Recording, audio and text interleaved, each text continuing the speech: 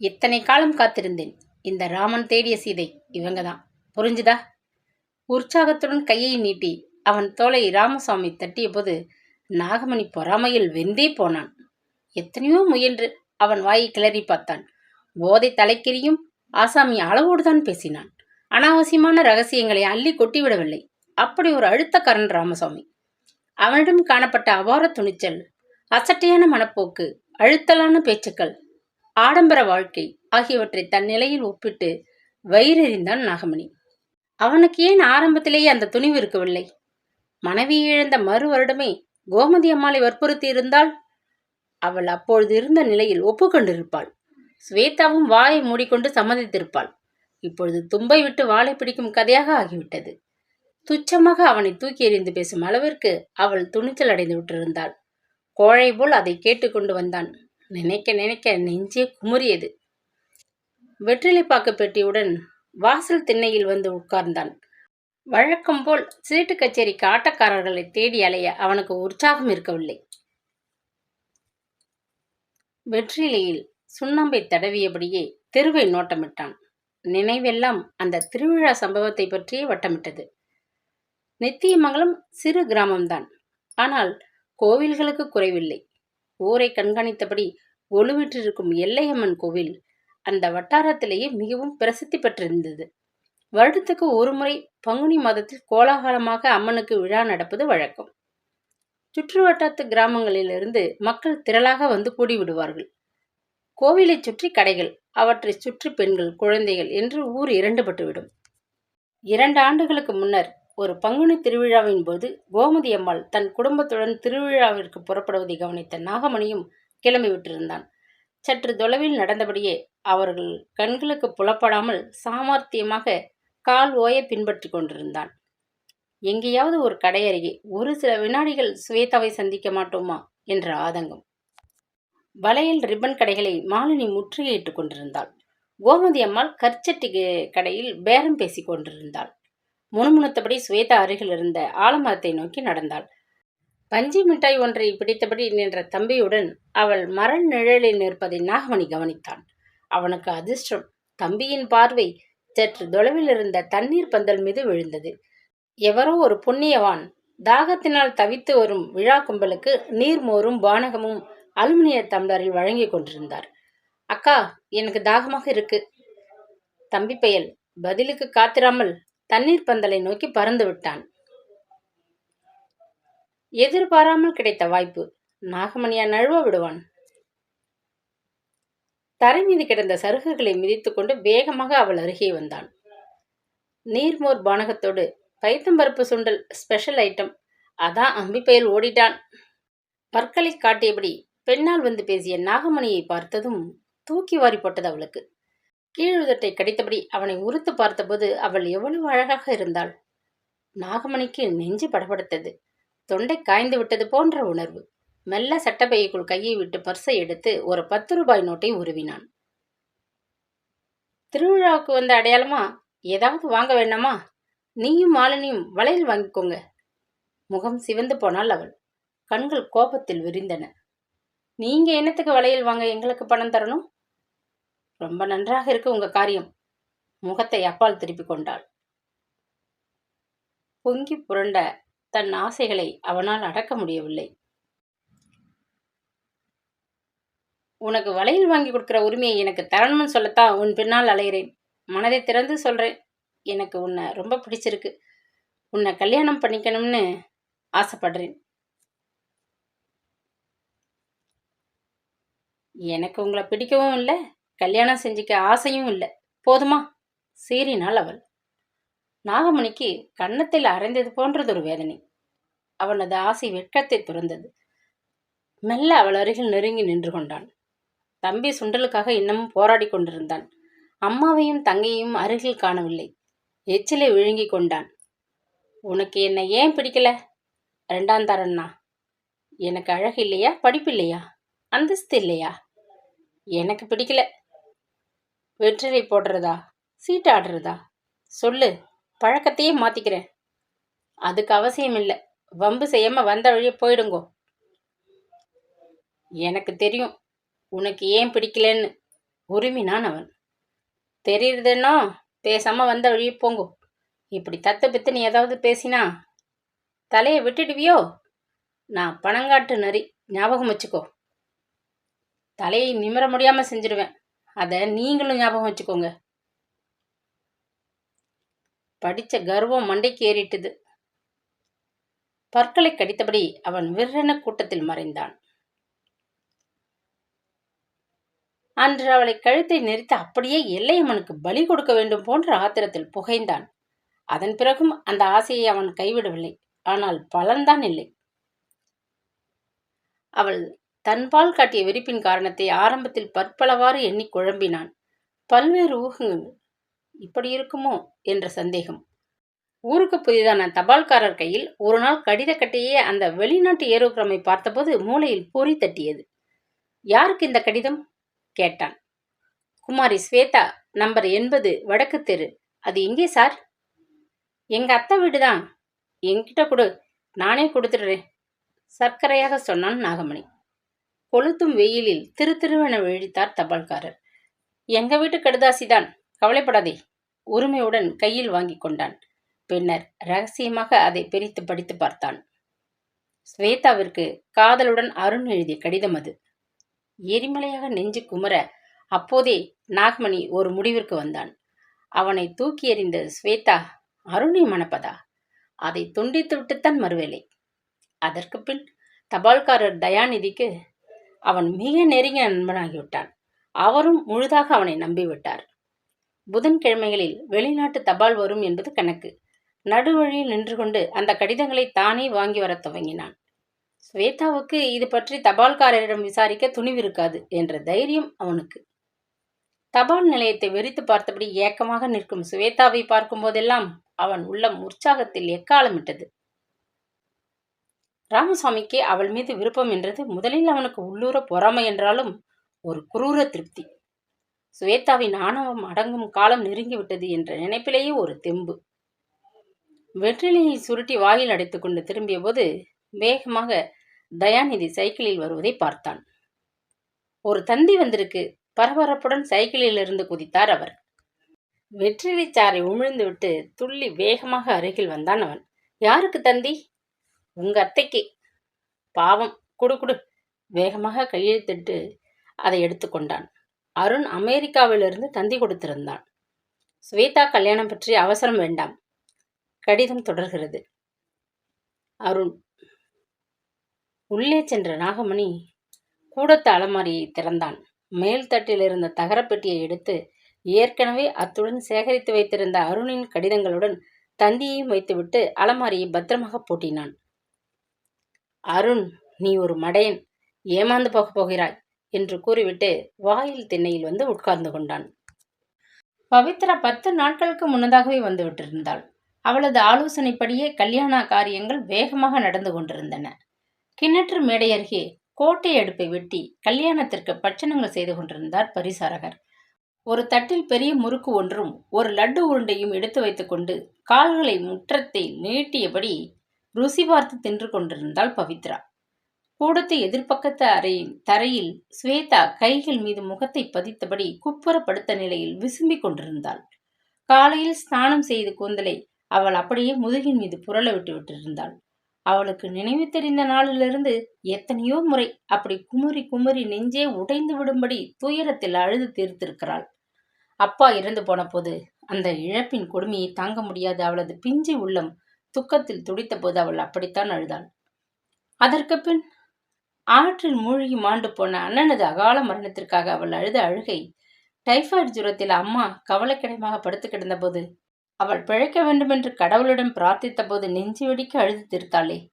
அருண் அமெரிக்காவுக்கு புறப்பட்டு சென்ற பின் பிரிவின் துயரம் தாளாது யாருக்கும் தெரியாமல் எத்தனையோ இரவுகள் ரகசியமாக அழுது கொண்டுதான் இருந்தாள். ஆனால் இப்போது எத்தனையோ கடிதம் போட்டும் முடிவில் தந்தியடித்து பார்த்தும் அருண் மௌனமாக இருக்கும் கொடுமையை நினைத்து துடித்தாள். எவ்வளவு ஆழமாக நேசித்தான் அருண் அவளை. முடிவில் கைவிட்டு விட்டானே, இது உண்மையோ? நம்ப முடியவில்லையே என்று பதைத்தாள். இந்த பவித்ரா அக்காவுக்கு இந்த கல்யாணத்துல ஏன் இத்தனை ஒரு அக்கறை? ஸ்வேதா ஒரு நாள் கூட அவளுக்கு பாரமாக இருந்ததில்லையே. நினைத்து கலங்கினாள், புழுங்கினாள். நாகமணி கடன்காரனுக்கு இதில் என்ன மகிழ்ச்சியோ, அவளுக்கு பிடிக்காத எவனோ ஒருவனை இழுத்து வந்து அத்திம்பேர் அம்மா எல்லோர் மனதையும் குழப்பிவிட்டு முடிவில் சம்மதிக்க செய்து வேடிக்கை பார்க்கிறானே, என்ன அக்கிரமம்! எண்ணி ஆத்திரப்பட்டாள். யார் இந்த ராமசாமி? முன்பின் தெரியாதவன். அவன் ஏன் யமன் போல அவளது வாழ்க்கையில் வந்து புக வேண்டும்? அவளை கல்யாணம் பண்ணிக்கொள்ள வேண்டும் என்ற விபரீத ஆசை அந்த பாவிக்கு ஏன்? யாரும் அவளது உணர்வுகளை மதிக்க மாட்டேன் என்கிறார்களே. அருணை காதலித்த அவள் மனதில் இன்னொருவனுக்கு இடமில்லை என்பதை எப்படி புரிய வைக்கிறது? யாரிடம் சொல்லி ஆறுதல் பெற முடியும்? யார் இப்போது வரப்போகும் அந்த பயங்கர விபத்திலிருந்து அவளை மீட்கப் போகிறார்கள்? யார் யார் யார்? பலவும் எண்ணி தாழ முடியாத துக்கத்திலே அவள் தனக்காக இப்பொழுது மனம் விடிக்க அழுது புலம்பிக் கொண்டிருந்தாள். மெல்ல உள்ளே வந்த கோமதி மகள் அருகே உட்கார்ந்து கொண்டாள். அன்போடு தலையை கோதிவிட்டாள். எழுந்திரு ஸ்வேதா, மூஞ்சி அலம்பிண்டு தலையை வாரிக்கோ. வெள்ளிக்கிழமை சந்தியா காலம், இப்படி அழறது நல்லதில்லைம்மா. ஏதாவது கொஞ்சம் சூடா சாப்பிடு. கல்யாணத்துக்கு அதிக நாட்கள் இல்ல. இப்படி நீ கொல்லப்பட்டினியா கிடந்தா உடம்பு என்னத்துக்காகும்? என் பேச்சை கேள். தாயார் கெஞ்சி கொண்டு மகளின் முகத்தை மெல்ல நிமிர்த்தினாள். நாள் முழுவதும் அழுது அவள் முகம் வீங்கி விட்டிருந்தது. இடுங்கி விட்டிருந்த கண்களில் ஒரே எரிச்சல். தலை பாரமாக கனத்தது. நெஞ்சிலே துன்பத்தின் சுமை பாரங்களாக அழுத்தி கொண்டிருந்தது. என் பேச்சை நீங்க கேட்க மாட்டீங்களே அம்மா, இது நியாயமா? விசும்பியபடி கேட்டாள் மகள். கல்யாணமே வேண்டாம்னு நீ பிடிவாதம் செய்கிறது சரியா? யோசிச்சு பார் ஸ்வேதா. இதை விட ஒரு நல்ல வரனுக்கு உன்னை கொடுக்க எனக்கு சக்தி இருக்கா சொல்லு. அருண் மேல நீ ஆசைப்பட்டதை கூட நான் தப்பா நினைக்கல. குழந்தை நாளிலிருந்து உன்னோட பழகினவன். உன் அண்ணாவின் பிராண சிநேகிதன். அமெரிக்கா போறவரை உன் மேல அவனுக்கு ஆசை இருந்திருக்கலாம், ஒப்புக்கிறேன். ஆனா இப்போ அவன்தான் வேற எவ்வளோ வெள்ளக்காரியை கல்யாணம் பண்ணி கொண்டு விட்டானே. இனிமேல் என்ன செய்ய முடியும்? இல்லம்மா, யாரோ வேணும்னு அவர் மேல கட்டிவிட்ட கதை. கண்களை துடைத்து கொண்டு அவள் எழுந்து உட்கார்ந்தாள். அவன் நிச்சயமா கல்யாணம் பண்ணிட்டு தான் இப்படி கம்முன்னு இருக்கான். அவனை நினைச்சுண்டு நீ ஏன் உன் வாழ்க்கையை பாழ் பண்ணிக்கணும்? உன் மேல உண்மையான ஆசை இருந்தால் ஒரு கடுதாசையாவது போட்டிருக்க மாட்டானா? அருண் என்னை மறந்து விட்டாருன்னே வச்சுக்கோங்க. அதுக்காக நான் உடனடியா இப்ப வேற யாரையாவது கல்யாணம் பண்ணிட்டு தான் ஆகணுமா? ஏம்மா, நான் உங்களோடயே இருந்தா உங்களுக்கு உதவியாக இருக்க மாட்டேனா? அதை நீங்க நினைச்சு பார்த்தீங்களா? பார்த்தேன்.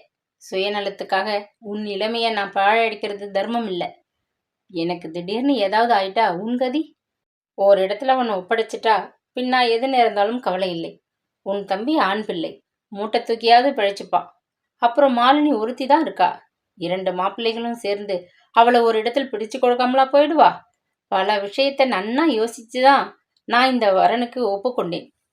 அப்படி ஒன்றும் சாதாரணமான இடமும் இல்லை. காரும் பங்களாவுமாக நீ ஓஹோன்னு வாழ போற. எழுந்துரு. பிடிவாதம் பண்ணாம தலையை வாரி நெத்திக்கிட்டு மாப்பிள்ளை அனுப்பி இருக்கிற நைலான் புடவைகளிலிருந்து பளிச்சுன்னு உன்னை எடுத்து கட்டிக்கோ. வாசற்படியில் லேசான காலடி ஓசை கேட்டது. ஸ்வேதா கூந்தலை அள்ளி முடிந்து கொண்டு திரும்பி பார்த்தாள். பவித்ரா இடுப்பில் குழந்தையுடன் நின்று கொண்டிருந்தாள். அவள் முகத்தில் கடுமை பொங்கி ஒழிந்து கொண்டிருந்தது. 100 தரம் சொல்லுங்கோம்மா, இந்த கைகை வேஷம் எதுக்குன்னு கேளுங்கோ. மாப்பிள்ளைக்கு என்ன குறைச்சல்? பார்க்க கம்பீரமா எத்தனை லட்சணமா இருக்கார். இதை விட இவ இன்னும் என்னத்தை எதிர்பார்க்கிறா? கோபத்துடன் இறைந்து கத்தினாள். தங்கை வெறுப்புடன் அக்காவை உறுத்து விழித்தாள். புலியும் சிங்கமும் கூட பார்க்க கம்பீரமா தான் இருக்கு. பதிலுக்கு கத்திவிட்டு ஸ்வேதா எழுந்து குளியல் அறைக்குள் புகுந்து முகத்தை கழுவி கொண்டாள். தலையை வாரியபடி கண்ணாடி முன் நின்றபோது பவித்ரா வெளியில் உறக்க பேசுவது கேட்டது. வரதட்சணை சீர் ஒன்றும் வேண்டாம்னு சொன்னதோடு நிற்காமல் நம்ம நிலைமை தெரிஞ்சு கல்யாண செலவுக்கு கையில் 5000 கத்தையா கொடுத்துட்டு போயிருக்காரே. அவரை போல ஒரு கண்ணியமா உலகம் முழுவதும் தேடினாலும் கிடைப்பாரா? இவளுக்கு கசக்கிறதா? அவமானத்தில் உடல் குன்றி ஸ்வேதா ஒரு கணம் அயர்ந்து போய்விட்டாள். அம்மா இந்த சங்கதியை ஏன் அவளிடம் இதுவரை சொல்லவில்லை? அவளுக்கு ஆத்திரமும் அழுகையும் பொங்கிக் கொண்டு வந்தது. பரபரப்பாக முடியை சுற்றி கொண்டை போட்டுக் கொண்டாள். குங்குமச்சிமிழ் விரலை தொட்டு நெற்றியில் சட்டென்று வைத்துக் கொண்டாள். வேகமாக வெளியே வந்தாள். அம்மா, அக்கா சொல்வது உண்மையா? குற்ற உணர்வுடன் கோமதி விழித்தாள். நம்ம நிலைமை ஊர் முழுவதும் தெரிஞ்சிருக்கே. நாகமணி சொல்லி இருப்பான், நான் கேட்கலை. அவரே கொண்டு வந்து வழியை கொடுத்துட்டு போனார். அருகில் நின்ற பவித்ராவை பார்த்தவுடன் அவளுக்கு தூக்கம் பொங்கி கொண்டு வந்தது. அக்கா, உன்கிட்ட இதுவரை நான் எந்த உதவியும் கேட்டதில்லை. ஆனா கெஞ்சி இப்போ கேட்கிறேன். அத்திம்பேர்கிட்ட சொல்லி இந்த கல்யாணத்தை உடனடியாக நிறுத்த சொல்லி ஏற்பாடு செய்திடு. இந்த உதவிக்கு உன்னை நான் சாகும் வரை மறக்க மாட்டேன். அக்கா, தயவு செய். விம்மிக் கொண்டே தன் கைகளை தூக்கி கும்பிட்டாள் ஸ்வேதா. பவித்ராவின் கண்கள் சிவந்தன. பேஷ், நல்ல நாடகம் இது. முகூர்த்தம் வச்சு பத்திரிக்கை அடிச்சு கொடுத்தாச்சு. இப்போ நிறுத்தினா ஊரார் முகத்துல அப்புறம் எப்படி முழிக்கிறது? ஓங்கி அதட்டினாள் கடும் கோபத்துடன். அம்மா, நீங்க கூட எனக்கு உதவி செய்ய மறுக்கிறீங்களே, இனி நான் யார்கிட்ட போய் முறையிட்டு கேட்க முடியும்? விம்மியபடி சுவேதா வேகமாக தாழ்வாரத்தை தாண்டி பின்பக்கம் சென்றாள். கண்களில் வழிந்த கண்ணீரை கோமதி துடைத்துக் கொண்டாள். நீ போய் பாரு, அவ பின்னால் போறா, ஏதாவது அசட்டு காரியம் பண்ணிட போறாள். தாயார் மூத்த மகளை எச்சரித்தாள். பவித்ரா பதிலுக்கு வறட்சியாக சிரித்தாள். அவளுக்கு அப்படி ஒரு துணிச்சல் கிடையாது, கவலைப்படாதீங்க. நம்ம எல்லாம் மிரட்டி வேடிக்கை பார்க்கறா, அவ்வளவுதான் கூறிவிட்டு அசட்டையாக கூடத்து தரை மீது குழந்தையுடன் உட்கார்ந்து கொண்டாள். அன்று இரவு சுவேதா உறங்கவே இல்லை. என்னென்னவோ எதிர்பார்ப்புகளுடன் இருந்த அவள் வாழ்க்கையில் இப்படி ஒரு திருப்பமா? அக்கா பவித்ரா ஆகி தந்த கம்பீர உருவத்தை நினைத்த மாத்திரம் அவள் மேனி பயத்திலே நடுங்கியது. நெஞ்சிலே இனம் விளங்காத ஒரு திகில். ஏன் இந்த பயங்கர உணர்வு? அவளுக்கே புரியாத ஒரு புதிர். முடிவில் அம்மா கூட உதவ மறுத்து விட்டது. நெஞ்சை உறுத்தி கொண்டேதான் இருந்தது. கோமதி பெற்ற குழந்தைகள் எல்லோரையும் விட சுவேதாவுக்குத்தான் தாயிடம் அதிக பாசம். அம்மாவுக்கு தலைவலி என்றால் கூட அவள் தவித்து போய் விடுவாள். அத்தனை ஆசை அவளுக்கு தாய்மேல். ஆனால் அம்மாவுக்கு அந்த அளவு பாசம் இருந்திருந்தால் மகள் துடியாக துடிப்பதை பார்த்தும் உதவ மறுத்து மௌனமாக இருப்பாளா? நம்பிக்கைக்கும் தியாகத்திற்கும் இருப்பிடம் என்று புகழப்படுகிறவள் தாய் ஒருத்திதான். அவளே மகளை கைவிட்டு விட்டால் பிறகு யாரிடம் அவள் ஆதரவை எதிர்பார்க்க முடியும்? தெய்வம் எத்தனையோ தடவை மனமுருக பிரார்த்தித்துக் கொண்டாள். அதற்கும் பலன் இல்லையே. அவளை படைத்த ஆண்டவன் ஆகாயத்தில் ஆனந்தமாக தூங்கிக் கொண்டிருந்தார் என்பதில் சந்தேகமே இல்லை. அந்த பயங்கர முடிவு வேகமாக நெருங்கிக் கொண்டுதான் வந்தது. அந்த நாளும் வந்தது. பெரியோர்கள் நிச்சயித்தபடியே அந்த சுபயோக சுபதினத்தில் எல்லையம்மன் ஆலயத்தருகே இருந்த மண்டபத்தில் அவளுக்கும் ராமசாமிக்கும் விடியற்காலை முகூர்த்தத்திலேயே திருமணம் இனிதாக நடந்தேறியது. கோவில் மண்டபத்தில் கல்யாணம், வீட்டில் சாப்பாடு. அன்று மாலையே மணமக்கள் சென்னைக்கு காரில் புறப்பாடு. அத்திம்பேரின் முன்கூட்டியே தீர்மானம். கிராமத்து கல்யாணம், சிறிய அளவில் நடந்த திருமணம். உறவினர்களும் நண்பர்களும் சாப்பாட்டிற்கு பின்னர் விரைவாக கிளம்பிவிட்டனர். கூட்டம் குறைந்து கூச்சல் அடங்கி வீடு கலகலத்து காணப்பட்டது. ஊருக்கு கிளம்ப அவசரப்பட்ட மாப்பிள்ளை தன் காரை வாசலில் கொண்டு வந்து நிறுத்தி விட்டிருந்தான். அம்மா அவசரமாக குடும்பம் நடத்த தேவையான வத்தல் வடகங்களை தகர டின்களில் நிரப்பி மூட்டை கட்டி கொண்டிருந்தாள். பவித்ரா அக்கா வற்புறுத்தி மாப்பிள்ளை வாங்கி தந்த நீல பனாரஸ் பட்டை அவளுக்கு உடுத்தி இருந்தாள். தலையை வாரி பின்னி கட்டு கதம்பத்தையும் சூட்டி விட்டிருந்தாள். அது சமயம் உள்ளே வியர்க்க விறுவிறுக்க வந்த நாகமணி அயர்ந்து போனான். நீல மலர் போல் அந்த பட்டு சேலையில் உயரமாக கண்கொள்ளா அழகுடன் நின்ற ஸ்வேதாவை பார்த்து அவன் மனம் திகுதிகுவென்று எரிந்தது. உதட்டிலே ஒரு வஞ்சக புன்னகை நெளிந்தோடியது. அருகில் யாரையும் காணவில்லை. அந்த துணிவில் அடிக்குரலில் அவளுக்கு மட்டும் கேட்கும்படி சொன்னான். 2ஆம் தாரன்னு என்ன பற்றி உனக்கு கேவலமா இருந்தது, உதறிட்ட. ராமசாமிக்கும் பெண்கள் சகவாசம் உண்டு, தெரிஞ்சுக்கோ. அந்த கணக்கில் நீ அவனுக்கு எத்தனாவது தாரமோ கடவுளுக்குத்தான் வெளிச்சம். திடுக்கிட்டு நிமிர்ந்தாள் ஸ்வேதா. அவமானத்தில் முகம் நெஞ்சி பதபதைக்க அவனை கோபத்துடன் உறுத்து விழித்தாள். நாகமணி விஷமமாக சிரித்தான். நான் வெறும் BA, என்ஜினியர் இல்லைன்னு உனக்கு மட்டமா இருந்தது. ராமசாமி SSLC கூட தாண்டலை, புரிஞ்சுக்கோ, உதவியா இருக்கும். போதும், வாயை மூடிக்கொண்டு போங்கோ வெளியே. ஆவேசமாக கத்த வேண்டும் போல ஆத்திரத்திலே ஆடி போனாள் சுவேதா. வார்த்தைகள் தொண்டையிலே நின்று போயின. கண் இமைகளை நீர் சுட்டது. அட, நான் வந்தது சொல்ல மறந்துட்டேன். நம்ம ஊர் சோம்பேறி தபால்காரன் இந்த தந்தியையும் ஏரோகிராமையும் என்கிட்ட கொடுத்துட்டு போயிட்டான். தந்தி வந்து 2 வாரமாகிறது. தபால் வந்து 4 நாள் ஆச்சு. கல்யாண அமளியில் கொண்டு வந்து கொடுக்க மறந்துட்டேன். ஊருக்கு போறதுக்கு முன்னாடி உன்னிடம் ஒப்படைக்கணும்னு ஓடி வந்தேன். சொல்லிக்கொண்டே சட்டை பையில் இருந்த அந்த தந்தியையும் கடைசியாக வந்த கடிதத்தையும் அவளிடம் கொடுத்தான். பதட்டமாக கூடத்து அறைக்குள் புகுந்து கொண்டு கதவை மெல்ல சாத்தினாள். ஏற்கனவே அவை 2மே அவனால் பிரிக்கப்பட்டிருந்தன. தந்தியை பிரித்து படித்ததும் அவள் உடல் நடுங்கி கால்கள் துவண்டு துயரம் தாங்க முடியாமல் உட்கார்ந்து விட்டாள். கடிதத்தை பிரிக்கும் முன் விரல்கள் நடுங்கின. கண்ணீர் பார்வையை மறைத்தது. கடிதம் மிகவும் சுருக்கமாக அவளுக்கு எழுதப்பட்டிருந்தது. அன்புள்ள ஸ்வேதா, என் தந்தி ஓரளவு என் மனநிலையை உன் அம்மாவுக்கு புரிய வைத்திருக்கும். அவசரமாக முடிவு எடுப்பதை நிறுத்தி இருப்பார்கள். நான் இன்னும் 2 மாதங்களில் கிளம்பி வந்து விடுவேன். வந்ததும் நமது திருமணத்திற்கு ஆவணம் செய்வதுதான் முதல் வேலை. உனக்கு ஒன்று தெரியுமா? ஏற்கனவே உன்னை பற்றி அப்பாவுக்கு எழுதி அவரது சம்மதத்தை பெற்றுவிட்டேன். தாத்தாவை சமாளிப்பது இனி சிரமம் இல்லை. பறந்தோடி வந்து அந்த கொழு கொழு கழுத்திலே தாலியை கட்டத் துடிக்கிறேன் என்று உன் அம்மாவிடம் சொல். உன் அன்பன் அருண். மாப்பிள்ளை அவசரப்படுத்துவதை உணர்ந்து பரபரப்புடன் மகளை தேடிக்கொண்டு உள்ளே வந்த கோமதி திடுக்கிட்டு போனாள். முக்காலி மீது தலையை கவிழ்த்து கொண்டு மகள் குலுங்கு குலுங்கு அழுது கொண்டிருந்தாள். என்ன விஷயம்? தாய் முடிக்கவில்லை.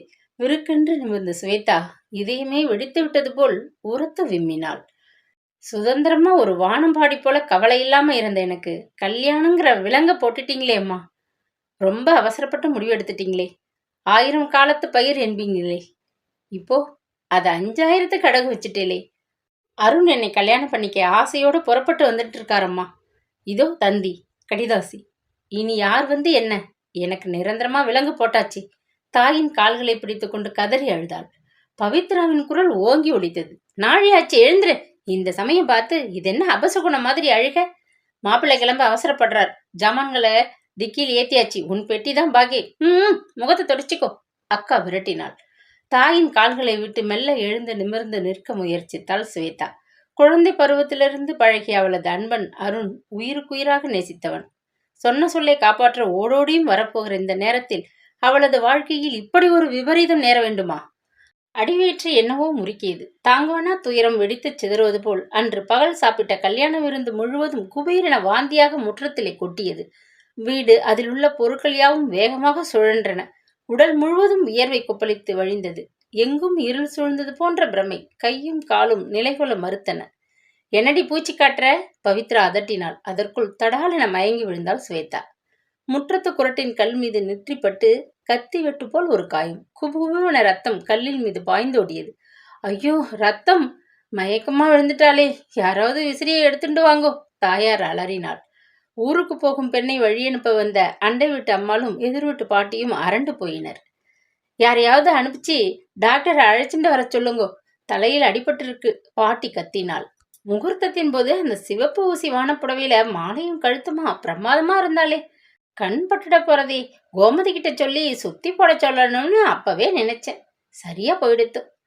ஊரே கோமதியை பார்த்து வயிற்றுச்சல் பட்டு இருக்கு. இப்படி ஒரு அதிர்ஷ்டமான பல பேர் மனசுல பொறாம. அதான் குழந்தைக்கு இப்படி ஒரு ஆபத்து விழுந்துடுத்து. பக்கத்து விட்டு அம்மாள் பதறினாள். இதற்குள் தெரு முழுவதிலும் நொடியில் சங்கதி பரவிவிடவே வேடிக்கை பார்க்க விரந்தோடி வந்த கும்பல் கூட்டத்தை நிறைத்து விட்டது. பியட்காருடன் வந்து நின்ற மனிதனை முறைத்து பார்த்தார் கிராமத்து டாக்டர் வேதமூர்த்தி. ஸ்வேதா மயக்கமா விழுந்துட்டாளா? இன்னைக்கு காத்தால தானே கல்யாணம் ஆச்சு. கட்டுக்கொள்ளாத ஆனந்தம் காரணமாக இருக்கலாம். நீங்க தானே மாப்பிள்ளை? விடியற்காலை முகூர்த்தம், என்னால் வர முடியலை. ஸ்வேதா ரொம்ப நல்ல குழந்தையாச்சே. வரேன். வழக்கமாக எள்ளும் கொள்ளும் வெடிக்கும் அந்த முகத்தில் கூட இரக்கத்தின் சாயை பரவி நின்றது. கார் கொண்டு வந்திருக்கேன், ராமசுவாமி அமுத்தலாக கூறினான். டாக்டர் பக்கென்று சிரித்து விட்டார். மிஸ்டர், இன்னைக்கு ஒரு நாளைக்கு உங்க காரில் வந்துட்டா என் போக்குவரத்து பிரச்சனை தெரிந்துடுமா? கோமதி வீடு அப்படி ஒன்றும் தொலைதூரம் இல்லை. என் சைக்கிளிலேயே வரேன், நீங்க போகலாம். உள்ளே சென்று மருந்து பையை தூக்கி கொண்டார். டாக்டர் வேதமூர்த்தியின் கோபம் ஊரிலேயே பிரசித்தமானது. கையில் பையுடன் உள்ளே நுழைந்த அவரை கண்டதும் கூட்டம் வேகமாக கரையத் துவங்கியது. தெருவில் இருந்த பெண்களில் சிலர் சுவேதாவை தூக்கி கூடத்து பெஞ்சி மீது படுக்க வைத்திருந்தனர். நாற்காலியை பெஞ்சின் அருகே இழுத்து போட்டுக்கொண்டு பையை திறந்தார் டாக்டர். கொஞ்சம் வாசல் கதவை சாத்திரையலா? பவித்ராவிடம் கடுகெடுத்தார். எஞ்சி நின்ற சிலருக்கு புரிந்துவிட்டது. மெல்ல நழுவி விட்டனர். பவித்ரா வாயிற்கதவை சாற்றி விற்று வந்தாள். வெளியே திண்ணையில் நாகமணியுடன் உட்கார்ந்திருந்த ராமசுவாமிக்கு தாங்க முடியாத கோபம். ஊருக்கு புறப்படும் வேளையில் இது என்ன கலாட்டா? ஆத்திரத்தை பற்களால் அழுத்தி கடித்தபடி அடக்கினான். அடுத்தபடியாக என்ன நடக்கப் போகிறது என்று அறிய ஆவலுடன் நாகமணி காத்திருந்தான். எல்லாவற்றையும் வேடிக்கை பார்த்த வண்ணம் மௌனம் சாதித்தான். கொஞ்ச நேரத்தில் கதவை திறந்து கொண்டு வெளியே வந்தார் டாக்டர் ராமசுவாமி. திண்ணையை விட்டு சட்டென்று இறங்கினான். தன் சட்டை பையிலிருந்து பர்ஸை எடுத்து 2 10 ரூபாய்களை உருவினான். உங்கள் ஃபீஸ். நீட்டிய அவனது கையை அப்பால் தள்ளினார் டாக்டர். கோமதி அம்மாவுக்கு பிற்பாடு என் பில்லை அனுப்பிடுறேன். இப்ப தரணுங்கிற அவசியம் இல்லை. மாப்பிள்ளை சார், ஸ்வேதாவிற்கு தலையில் நல்ல அடிபட்டு இருக்கு. பிரயாணம் செய்ய முடியாத நிலை. நல்ல வேலை, காயம் நெத்தியில், கூந்தல் ஓரத்தில் இருக்கு. 3 தையல் போட்டிருக்கேன். ஒரு சின்ன வடு இருக்கும், ஆனா தலைமயிர் மறைஞ்சிடும். மூஞ்சி அழகு கெடாது. இயந்திரம் போல் புரிந்தார். அவளுக்கு உடம்புக்கு என்ன? ஏன் இந்த மயக்கம்? மெல்லிய குரலில் கேட்டான் ராமசாமி. உடம்பில் ஒரு கோளாறும் இல்லை. மனசுல ஏதானும் கலக்கும் அதிர்ச்சி ஏற்பட்டிருக்கலாம். பெத்தவளை தவிக்க விட்டுட்டு புறப்பட்டுங்கிற ஒரு கவலையா இருக்கலாம் இல்லையா? மாப்பிள்ளை சார், இன்னும் 2 வாரத்துக்கு அவளுக்கு படுக்கையிலேயே ஓய்வாக இருக்கணும் என்பது என் உத்தரவு. அதனால் இப்ப அவள் உங்களோட ஊருக்கு பயணப்பட முடியாது. வருந்துகிறேன். பதிலுக்கு கூட காத்திராமல் அவர் மருந்து பையை சைக்கிளின் பின்னால் வைத்து கட்டிவிட்டு புறப்பட்டு விட்டார். ஊருக்கே இவர் ஒருத்தர் தானே டாக்டர். திமிர் பிடிச்ச கிழவன், என்ன செய்யறது? ஆபத்துக்கு அவர் தயவு வேணுமே, அதனால ஏத்துக்க முடியறதில்ல. நாகமணி சொன்னது அவன் காதுகளில் விழவே இல்லை. உடனடியாக சென்னை போய் சேர வேண்டுமே என்பது அவனது கவலை. ஹரிகோபாலுக்கு கொடுக்க வேண்டியதை கட்டிவிட்டு மீதமிருந்த சில்லறை கடன்களை தீர்த்துவிட்டு தனது கூட்டாளியின் பணத்தை ஈடு செய்ய முயற்சித்துக் கொண்டிருந்தான். அதிலே 10,000 துண்டு விழுந்து கொண்டிருந்தது. அடுத்த முறை வரும்பொழுது அந்த பாக்கியை கொடுத்து விட வேண்டும் என்று கூட்டாளி மிரட்டிவிட்டு போயிருந்தான். ஊருக்கு போனதும் முதல் வேலையாக எங்கேயாவது அந்த 10,000 புரட்ட வேண்டுமே என்ற தவிப்பு அவனுக்கு. இந்த நெருக்கடியில் இவள் இப்படி மயக்கம் போட்டு வேடிக்கை காட்டுகிறாளே என்று ஆத்திரத்தில் உள்ளம் குமுறியது. வீட்டிற்குள் வேகமாக நுழைந்தான். கனமானதொரு துப்பட்டியில் உடல் முழுவதும் போர்த்தப்பட்டு கிடந்த ஸ்வேதாவின் முகம் மட்டும் தலையில் போட்டிருந்த கட்டின் கீழ் சிறிதளவு தெரிந்தது. அவள் இன்னமும் மயக்கமாக இருந்தாள். டாக்டர் ஊசி கூட போட்டார். குழந்தை கண்ணா முழிச்சு பார்க்கல. கோமதி அம்மாள் தழுதழுத்தாள். கன்னத்தில் விழுந்த நீரை புடவை தலைப்பால் துடைத்து கொண்டாள். சிறிது நேரம் மௌனமாக நின்றான் ராமசாமி. அவன் போடும் கணக்கெல்லாம் தவறாக போவதைக் கண்டு அவனுக்கு கோபம். முற்றத்திலே படைந்திருந்த வெயில் குரட்டோரமாக நகர்ந்து கொண்டு விட்டதை கண்ணுற்றான். கடிகாரத்தை பார்த்தான். கட்டாயம் அவன் சென்னைக்கு கிளம்பியாக வேண்டும். 2 வார காலமா? 2 மணி நேரம் கூட தாமதிக்க முடியாது என்ற பரபரப்பு. அப்படியென்னால் ஒன்று செய்யுங்கோ. ஸ்வேதாக்கு உடம்பு சௌகரியமானதும் பெண்கள் பட்டியல ரயிலில் சென்னைக்கு அனுப்பிட்டு ஒரு தந்தியும் கொடுங்க. நான் ஸ்டேஷனுக்கு வந்து அழைத்துக் கொள்கிறேன் என்றான் ஆத்திரம் பிசிறிட்ட குரலில். கோமதிக்கு அவன் முகத்தை பார்க்கவே நடுக்கம்தான். ஏதோ செய்துவிட்டது போன்ற பயத்திலே அவள் விழித்தாள். சமையல் அறை அருகே ஒதுக்குப்புறமாக நின்ற பவித்ரா தன் கையாலும் கண்களாலும் தாயாருக்கு ஜாடை செய்தாள். ராத்திரி சாப்பாடு தயாராயிட்டது, ஒரு வாய் சாப்பிட்டுட்டு போகலாமே. கோமதி மென்று முழுங்கினாள். வழியில தான் ஏகப்பட்ட ஹோட்டல் இருக்கே, எதுலையாவது சாப்பிட்டா போச்சு. இரட்டுறதுக்கு முன்னே நான் கிளம்பணும்.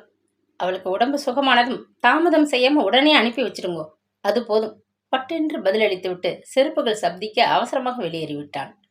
மாப்பிள்ளை மிக கோபமாக இருக்கிறார் என்றவரை புரிந்து கொண்ட கோமதிக்கு நெஞ்சு படபடுத்தது. பார்க்க கண்ணியமானவன் என்று ஏமாந்து ஒரு முரடன் கையில் ஸ்வேதாவை ஒப்புவித்து விட்டாளா என்ன? அச்சத்தில் அயர்ந்து போய் நின்றாள் ஒரு கணம். இன்னமும் மயக்கம் தெளியாத நிலையில் பெஞ்சு மீது கிடந்த மகளின் முகத்தை பார்த்தபோது அவளது பெற்ற வயிறு சங்கடப்பட்டது. அழுகை நெஞ்சை முட்டியது. எத்தனை அடக்கியும் கண்கள் பொங்கின. அம்மா ஸ்வேதா, கண்ணை திறந்து கொஞ்சம் பாரம்மா. இந்த பாவியை மன்னிச்சிடுமா. ரொம்ப அவசரப்பட்டுட்டேன். உன் ஆசையில மண்ணவாரி நானே இறைச்சிட்டேனே. இந்த பாவத்தை நான் எங்க போய் கரையேற்ற போறேன் தெரியலையே. தலையில் படீரென அடித்து கொண்டு விம்மி விம்மி அழத் தொடங்கினாள். ஓடிச் சென்று அவசரமாக வாயிற்கதவை மூடிவிட்டு பவித்ரா தாயிடம் வந்தாள். அம்மா, நீங்க பேசுறது உங்களுக்கே நன்னா இருக்கா? யார் யாருக்குன்னு ஆண்டவன் அன்னைக்கே போட்ட முடி, அதை மாத்த முடியுமா? ஸ்வேதாவுக்கு ராமசாமி தான் விதி இருக்கிறச்சே, நடக்காததை நினைச்சு ஏன் புலம்புறே என்றாள் காரமாக. கோமதி மனத்திற்குள் புலம்பினாள். உங்க பெண் அழுது மயக்கமா விழுந்து அட்டகாசம் பண்ணினத நாளைக்கு ஊரு முழுக்க பேச போறா. என்னென்னவோ கதைகள் எல்லாம் கட்ட போறா. போதா குறைக்கு நீங்க வேற அழுது புலம்பணுமா? கழுத்துல 3 முடிச்சு விழுந்த பிறகு அருணை பத்தி நினைக்கிறதே தப்பு. ஸ்வேதாவை நினைக்க விடுறதும் தப்புமா? கோமதி தலையை குனிந்து கொண்டாள். பவித்ராவுக்கு தாயின் மௌனம் கோபத்தை அதிகப்படுத்தியது. அந்த அருண் யோகியமானவனா இருந்தா இத்தனை நாள் ஏன் பேசாம இருந்தானா? ஸ்வேதாவுக்கு கல்யாணம் கூடி விட்டதுன்னு தாத்தா மூலம் கேள்விப்பட்டிருக்க மாட்டானா? பொறாமையில் அதை கலைக்க இப்படி ஒரு தந்தி, ஒரு கடுதாசி அனுப்பியிருக்கலாமே. இன்னும் 2 மாசத்துல அவன் வருவாங்கிறது மட்டும் என்ன நிச்சயம்? எந்த தைரியத்துல நடக்க இருந்த கல்யாணத்தை நிறுத்த முடியும்? அதான் முடியலையே. கோமதி மெதுவாக கூறினாள். நன்னா யோசிச்சு பாருங்க. தையல் பிரிச்சு உடம்பு தேறினதும் முதல் வேலையா அவளை புருஷன் வீட்டுக்கு அனுப்பி வையுங்கோ. வாழா வெட்டியா வீட்டோட இருக்கும்படி செய்திடாதீங்கோ, ஜாக்கிரதை, அதட்டலாக முடித்தாள். டாக்டர் கொடுத்திருந்த 2 வார கெடு முடிந்தது. ஸ்வேதா காயம் மாறி குணமடைந்தாள். ஆனால் அவள் நெஞ்சில் பட்ட காயமும் இந்த பிறவியிலும் ஆறாத வேதனையல்லவா? துயரத்திலே குமைந்தாள். மறுநாள் பிற்பகல் அவள் புறப்பட துரிதமான ஏற்பாடுகள் நடந்து கொண்டிருந்தன. அக்கா பவித்ராவும் அத்திம்பேர் வெங்கடேசனும் அவளை திருச்சி ஜங்ஷனில் சென்று வண்டி ஏற்றி வழி அனுப்ப ஒப்புக்கொண்டிருந்தனர். தங்கை மாலினி தமக்கைக்கு உதவியாக ஜாமான்களை பெட்டியில் அடுக்கி வைத்தாள். கூடத்து தரையில் அமர்ந்தபடி மகளின் கூந்தலை இழைய வாரி பின்னிவிட்ட கோமதிக்கு துக்கம் பொங்கி கொண்டு வந்தது. கஷ்டப்பட்டு அடக்கினாள். ஸ்வேதா, நான் உனக்கு எதுவும் சொல்ல வேண்டாம். நீ படிச்சவள். புகுந்த வீட்டில் எப்படி நடக்கிறதுன்னு உனக்கு தெரியும். உனக்கப்புறம் மாலினி இருக்கா. அவளுக்கு ஒரு நல்ல இடத்துல கல்யாணம் ஆகணும். அதனால பேச முடியாது தடுமாறினாள். பின்னலை இழுத்துக்கொண்டு திரும்பி தாயின் முகத்தை பார்த்தாள் ஸ்வேதா. புருஷன்னு ஒருத்தன் வந்து அமைஞ்சப்புறம் மனசை வீணா சஞ்சலப்படுத்திக்கிறது தவறுமா? வாழ்க்கையில கிடைச்ச கசப்பையும் இனிப்பையும் சமமா எடுத்துட்டு வாழ முயற்சிக்கணும். எத்தனை கஷ்டம் வந்தாலும் புருஷனை விட்டு பிறந்த வீட்டுக்கு திரும்பிடணும்னு நீ நினைக்கவே கூடாது. அப்படி நீ வந்தியானா என்னை உசுரோடவே பார்க்க மாட்டேன். பயமுறுத்தலேம்மா. படா பழிகளை கேட்டுக்க எம் உடம்புல திராணி இல்லை, மனசுல தெம்பு இல்லை, அவ்வளவுதான். உன் தங்கையின் வருங்காலம் வீணாக கூடாதுன்னு ஞாபகம் வச்சுக்கோ. உள்ளம் உடைந்து உடல் இளைத்து உணர்வுகளெல்லாம் தோய்ந்து பிரமை பிடித்தவள் போல் இருந்த ஸ்வேதா தாயை பார்த்து வறட்சியாக முருவளித்தாள். ஞாபகம் வச்சுக்கிறேம்மா. அதற்கு மேல் அவளால் பேச முடியவில்லை. எழும்பூர் நிலையத்தில் வழக்கமான கூட்டம் வழிந்து கொண்டிருந்தது. வண்டி நின்றதும் பெட்டி படுக்கையை பிடித்து கொண்டு அவசரமாக இறங்கியவர்கள் பின்னால் அவள் தன் பெட்டியுடன் நின்றாள். அவர்களைப் போல் அவசரமாக விரைந்தோட அவளுக்கு இனி வாழ்வில் என்ன இனிய எதிர்பார்ப்புகள் இருக்கின்றன. அசட்டையாக வண்டியை விட்டு இறங்கி சுற்றுமுற்றும் பார்த்தாள். ராணி அம்மாளுக்கு உடம்பு தேவலையா? ஏளனமான குரல். தூக்கி வாரி போடவே திரும்பினாள். பலமாக தன் தோலை பிடித்து உலுக்கிய அந்த கரத்தை தள்ளிவிட வேண்டும் போன்ற பதைப்பு. டிக்கெட் எங்கே? பெட்டியை கொடு என்று அதட்டிய ராமசாமி பெட்டியை வெடுக்கென்று வாங்கி கொண்டு விரைந்தான். கார் முன் ஆசன கதவு ஓரத்தில் ஒடுங்கிக் கொண்டு உட்கார்ந்திருந்த ஸ்வேதா பயத்தில் நடுங்கி போனாள். செவேல் என்றிருந்த அவனது கண்களை சந்திக்க கூட அவளுக்கு துணிவில்லை. கணவன் என்ற உரிமை கொண்டாடி அருகிலே உட்கார்ந்திருக்கும் அந்த அந்நியனுடன் அவளது வருங்காலம் ஒரு பயங்கர அதிர்ச்சியாக இருக்கும் என்ற உள்ளுணர்வின் எச்சரிப்பை தாழ முடியாது அவள் விம்மி விட்டாள். ஷடப், மறுபடியும் ஒரு நாடகம் போட்டா நான் யாருன்னு புரிய வைத்திடுவேன். சின்னத்துடன் சீறினான் அவன். திருமணம் என்ற விலங்கை பூட்டி முன்பின் தெரியாது ஒரு மனிதனுடன் வாழ அவளது தாயார் மனம் துணிந்து அனுப்பிவிட்டாளே. ஏற்கனவே சுவேதா அதிர்ந்து போயிருந்தாள். கோபத்தில் அவன் உகுமியதும் வெளவெளத்து போய்விட்டாள். வெளி தோற்றத்தை மட்டும் கணக்கிட்டுவிட்டு அம்மா அவளை ஒரு மிருகத்துடன் தள்ளிவிட்டாளே. அவனுடன் ஆரம்பிக்கவிருந்த வாழ்க்கையை எண்ணிய மாத்திரம் அவளது சப்த நாடியும் ஒடுங்கியது. நெஞ்சிலே ஒரு திகில், படபடப்பு. காரின் கதவை திறந்து கொண்டு துப்பென வெளியே குதித்து ஓடிவிடலாமா என்று அப்படி ஒரு ஆவேசம் மனதினுள் எழுந்தது. எங்கே ஓடுவாள்? அதற்கும் தான் அம்மா முன்கூட்டியே தடை உத்தரவு போட்டு விட்டாள். அப்படியானால் இனி? நெஞ்சை வெடித்துக்கொண்டு புரண்டு எழுந்த அழுகைய கஷ்டத்துடன் அடக்கிக் கொண்டாள். கண்களில் பொங்கிய நீரையும் சமாளித்தபடி எதிரே தெரிந்த சாலையை விரித்தாள். எங்கே போகிறோம் என்று புரியாத சூழ்நிலை. புரிந்துதான் இனி ஆவப்போது என்ன? அவனும் மௌனமாக தான் இருந்தான். பெண்களின் அருகாமை அவனுக்கு புதிதானதோர் அனுபவம் இல்லை. மேலும் அது சமயம் அவன் மனம் 1000 கவலைகளுக்கிடையே அலைபாய்ந்து கொண்டிருந்தது. அவன் குடியிருந்த பங்களாவின் சொந்தக்காரனுக்கு என்ன நெருக்கடியோ, வெளிநாட்டில் இருந்து கொண்டு வீட்டை சமாளிக்க முடியவில்லை என்ற சாக்கு. திடீரென்று அதை விற்றிருந்தான். வேறு எவருக்காவது அதை விற்றிருந்தால் கூட ராமசாமி கவலைப்பட்டிருக்க மாட்டான். ஒரு வருடம் இழுத்தடித்துவிட்டு காலி செய்து கொடுத்திருப்பான். அந்த பங்களா வாங்கியவன் வேறு யாரும் அல்ல, ராமசாமியின் சில வியாபாரங்களில் யாருக்கும் தெரியாதபடி கலந்து கொண்டிருந்த அந்த ரகசிய கூட்டாளிதான். அதிக விலை கொடுத்து வீட்டை வாங்கிவிட்ட பின்னரே சில தினங்களுக்கு முன் அந்த உண்மையை வெளியே தெரிவித்தான். கூட்டாளியே பங்களாவை வாங்கிவிட்டான் என்று மகிழ்ச்சி அடைய அவனால் முடியவில்லை. அவனது கள்ளப்பணத்தை வைத்துக்கொண்டு திண்டாடுவது போதாதென்று வேறு ஒரு வம்பில் மாட்டிக்கொள்ள இருந்தான். அந்த கூட்டாளி பாவியே இவனிடம் தன் எண்ணத்தை வெளிப்படையாக வேறு கூறி வைத்தான். சமீப காலமாக அவனது கூட்டாளி தன்னிச்சையாக போதை மருந்து கடத்தல் வியாபாரத்தில் எக்கச்சக்கமாக புகுந்து விளையாடி கொண்டிருந்தான். மருந்து டப்பாக்களையும் குழல்களையும் வைக்க அந்த கடற்கரை பங்களா மிகவும் சௌகரியமான இடம் என்று பல நாட்களாக அவன் அதன் மீது குறி வைத்திருந்தான். இப்பொழுது சொந்தக்காரனாகிவிட்டான். பணத்தை பதுக்குவது போல் மருந்துகளையும் பதுக்க வேண்டும் என்று வற்புறுத்தினால் ராமசாமியால் கட்டாயம் மறுக்க முடியாது. ஆனால் மருந்துகள் என்றாலே அவனுக்கு ஒரு அலர்ஜி. இதே போன்ற முந்தைய அனுபவம் அவனுக்கு கல்கத்தாவில் ஏற்பட்டு 1 வருடம் சிறைவாசம். நல்ல வேளை, நித்தியமங்கலம் வரை அந்த அவமானம் பரவவில்லை, தப்பினான். அதோடு அந்த கூட்டத்திற்கே முழுக்க போட்டுவிட்டு சென்னைக்கு ஓடி வந்து விட்டான். இப்போது இந்த பாவியிடம் எண்ணி எண்ணி மனம் கலங்கி குழம்பியது. தலை வெடிக்காத குறையாக அமைதியின்றி தவித்தான். சமயம் பார்த்து கோமதி அம்மாள் தன் மகளை புகாகத்திற்கு அனுப்பி விட்டிருந்தாள். பொட்டல்காடான நித்தியமங்கலத்து சூழ்நிலையில் தனிமையின் தவிப்பில் அவன் கண்களுக்கு அன்று ரதிபோல் சுவேதா தென்பட்டாள். மயங்கி அறிவிழந்துதான் போனான் அவன். நாகமணியின் பேச்சை கேட்டு வீணான ஒரு ஆசையில் மஞ்சள் கயிற்றை அவள் கழுத்தில் கட்டப்போக எத்தனை செலவு, என்னென்ன பிரச்சனைகள்! ஆத்திரத்தில் கொந்தளித்தபடி வண்டியை செலுத்தினான். தோட்டத்திற்குள் புகுந்து வண்டி பங்களாவின் வாயில் முன் நின்றது. பெட்டியை தூக்கி கொண்டு இறங்கினான். வியப்புடன் சற்று தயங்கியபடி பின்னால் நடந்து வந்த அவள் மீது காரணமற்ற எரிச்சல் அவனுள் பொங்கி வந்தது. பங்களாவை பார்த்தபடி அப்படியே பிரமிச்சு நிற்கிறியே, இது என் சொந்த பங்களா இல்ல, வாடகை. வார்த்தைகள் சீரலாக வெடித்தன. அவனது கவலைகள், ஏமாற்றங்கள், கோபதாபங்கள் அனைத்திற்கும் வடிகாலாக அவள் இப்பொழுது சிக்கிக் கொண்டு விட்டிருந்தாள். கதவை திறந்து கொண்டு உள்ளே சென்றான். மாடிப்படியில் தாவி பாய்ந்தோடி வந்த அல்சேஷியன் நாய் அவனை கண்டதும் உற்சாகமாக குறைத்தபடி மேலே தொப்பென்று வந்து விழுந்தது. தனது முன்னங்கால்களை அவன் மார்பின் மீது வைத்துக் கொண்டு எக்கி நின்றது. மார்க் சனியன், அப்பால் போ, சமயம் தெரியாம கொஞ்சம் வந்துட்டது, இறைந்து கத்தினான் அவன். சட்டென அப்பால் நகர்ந்த நாய் பின்னால் நின்ற ஸ்வேதாவை பார்த்தது. காதுகளை நிமிர்த்து கொண்டு ஒரு கணம் விரைப்பாக பார்த்தது. அவள் நடுநடுங்கி போனாள். அருகே இருந்த சுவரில் ஓரமாக கிளியுடன் ஒண்டிக் கொண்டு நின்றாள். வேகமாக அருகில் வந்த நாய் அவளது கால்களை முகர்ந்து பார்த்துவிட்டு வாளை மெல்ல ஆட்டியது. நிமிர்ந்து அவள் முகத்தை அது பார்த்தபோது அதன் கண்களில் மிகுந்த குழந்தை பார்வை. ஸ்வேதா நிதானமாக மூச்சு விட்டாள். ராமசாமி திடீரென உறக்கச் சிரித்தான். மார்க், உனக்கு இந்த கிளியோபாட்ராவை பிடிச்சதா? ஏளனமாக கேட்டபடி நாயின் முகத்தை தட்டி கொடுத்துவிட்டு அவளை ஒரு மாதிரியாக பார்த்தான்.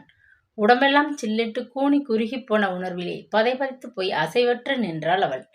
மார்க் ஆண்டனியின் பேர் வச்சு மார்க்குன்னு சுருக்கமாக கூப்பிடுறது.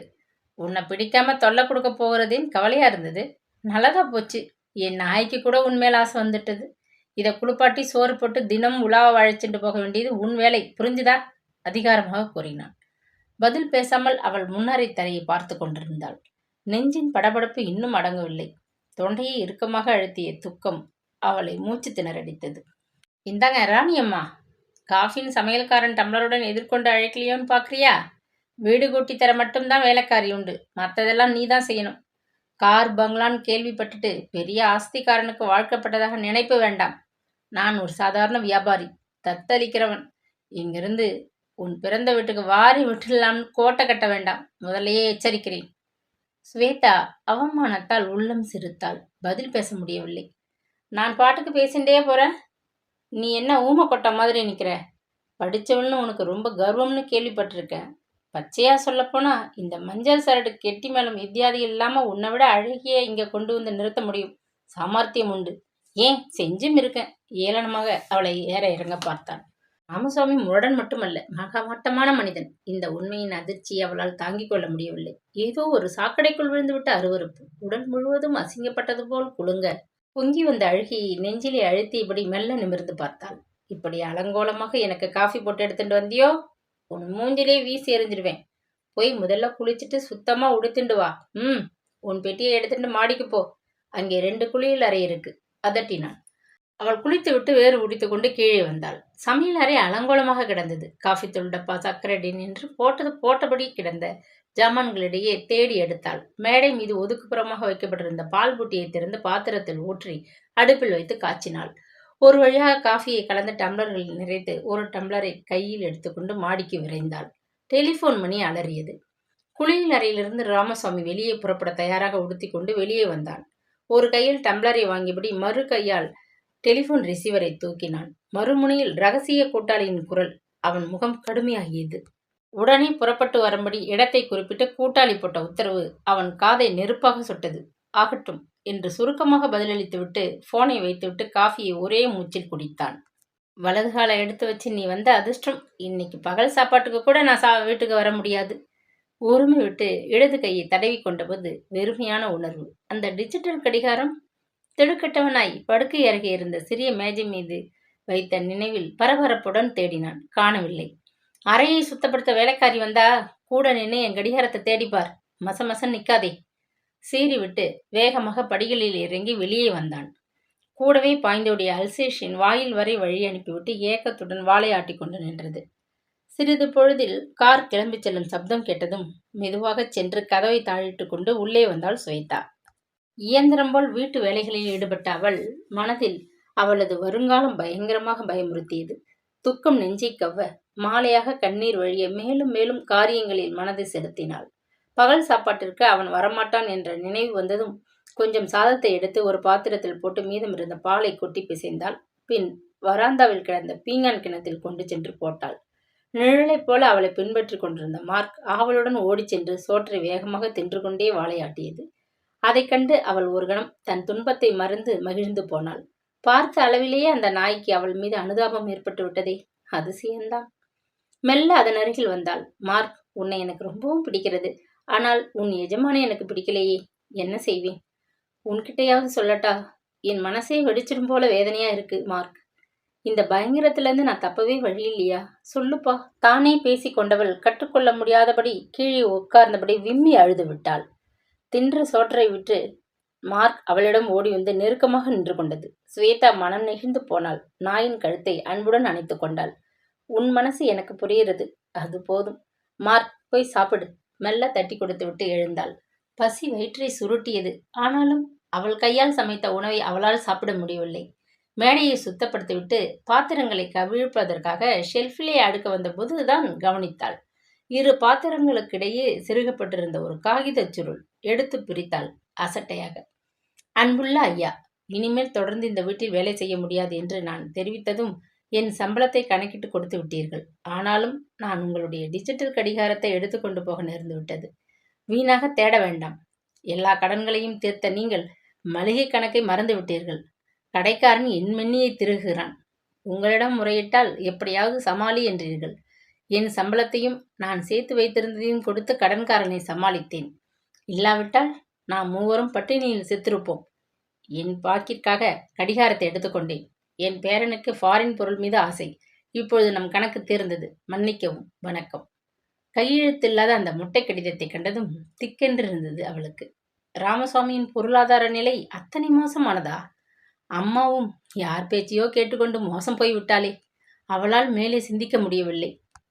இரவு 10 மணி அளவில் அவன் காரை ஓட்டி கொண்டு வந்தான். பையில் இருந்த சாவியை எடுத்து வாயிற்கதவை தானே திறந்து கொண்டு உள்ளே அவன் நுழைந்ததைக் கண்டு அவள் திடுக்கிட்டு போனாள். ஸ்ட்ராங் காஃபி போட்டு எடுத்துட்டு மாடிக்கு கொண்டு வா, உத்தரவிட்ட அவனை சுற்றிலும் ஒரு நெடி. சிவந்த அவனது கண்கள், தள்ளாடிய நடை. அவன் குடித்துவிட்டு வந்திருக்கிறான். உடல் பயத்தால் சில்லிட்டது. சமையலறை வாயிலேயே அவள் உறைந்து போய் நின்றாள். சில நிமிடங்களில், ஸ்வேதா, சீக்கிரம், இன்னும் என்ன செய்யற? மாடியிலிருந்து அவன் கத்தினான். காஃபியை எடுத்துக்கொண்டு மெல்ல அவள் வந்தாள். உடல் பதற, உள்ளம் திக்கென அடித்துக்கொள்ள, அந்த பயங்கர சந்திப்பின் எதிர்பார்ப்பில் கிளி பிடிக்க கால்கள் தள்ளாட போனாள். முகத்தை கழுவிக்கொண்டு வெளிப்பட்ட ராமசுவாமிக்கு இரவு உடையில் காணப்பட்டான். காஃபி டம்ளரை மேஜை மீது வைத்துவிட்டு கையுடன் கொண்டு வந்த கடிதத்தை அவனிடம் நீட்டினாள். காதல் கடிதமா? எனக்கே எழுத ஆரம்பிச்சிட்டியா? குத்தலாக சிரித்தபடியே வெடுக்கென்று இழுத்து பிரித்து படித்தான். ஆத்திரத்திலே அவன் முகம் சிவந்து உதடுகள் துடிக்க அவளை வெறித்தான். படிச்சு பார்த்திருக்க, என்னை பத்தி புரிஞ்சு கொண்டு விட்டேன்னு சொல்ல வர இல்லையா? நீ ரொம்ப திமிர் பிடிச்சவள்னு உன் ஊர்க்காரன் சொல்லி இருக்கான். அது உண்மைதான். உன்னை பத்தி எனக்கு எல்லாமே தெரியும். படபடவென பேசிய அவன் அருகில் இருந்த பீரோவை திறந்தான். மேல் தட்டிலே துழாவி ஒரு கத்தை ஏரோகிராம்களை எடுத்து அவள் காலடியில் வீசி போட்டான். பார்த்துக்கோ, இதெல்லாம் உனக்கு உன் காதலன் எழுதினது. நாகமணி கொடுத்தான். இப்போ இவை எனக்கு என் பரிசு. ஆத்திரமாக எக்காலமிட்டான். பாவி நாகமணி, அவளை பல வழியிலும் பழிவாங்கி விட்டானே. அதிர்ச்சி தாழ முடியவில்லை அவளுக்கு. மயக்கம் வந்துவிடும் போல் நெஞ்சு அடைத்து கொண்டது. காஃபியை வேகமாக குடித்துவிட்டு அருகில் நெருங்கிய அவனை கண்டு பயத்துடன் பின்வாங்கினாள் ஸ்வேதா. உங்களிடம் ஒன்று பேச வேணும், தயவு செய்து. மேலே பேச முடியாமல் அவள் திணறி கொண்டு கையெடுத்து கும்பிட்டாள்.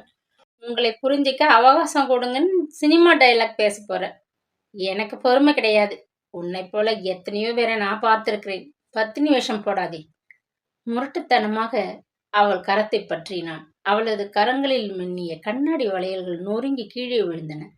என்னை விடுங்க ப்ளீஸ் என்று கெஞ்சியவள் திடீரென்று அலறினாள். ஷட்டப் என்றவன் ஓங்கி அவள் கன்னத்தில் ஒரு அறை விட்டு நெட்டி தள்ளினான். படுக்கை மீது விழுந்தாள் ஸ்வேதா. அடுத்த கணம் அறையினுள் இருள் சூழ்ந்தது. அவள் வாழ்விலும் இருள் கப்பிவிட்டதை உணர்ந்த அவள் ஊமையானாள்.